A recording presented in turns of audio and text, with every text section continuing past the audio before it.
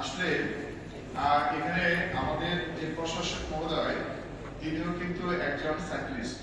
প্রতিদিন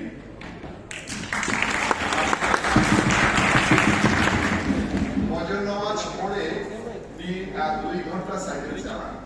এটা কিন্তু আসলে অ্যামেজিং। মানে তার তিনি যে ফিট থাকেন এটার একটা রহস্য কিন্তু এই সাইকেল চালান। এবং এর পাশে আমি যুব ক্রীড়া মন্ত্রণালয়ে আমার যুগ্ম সচিব ডক্টর জুবাইর রহমান, তিনি প্রতিদিন 20 থেকে 25 কিলোমিটার চালান এবং ছুটির দিনে প্রায় তার 50 থেকে 100 কিলোমিটার চালানোর কিন্তু আছে।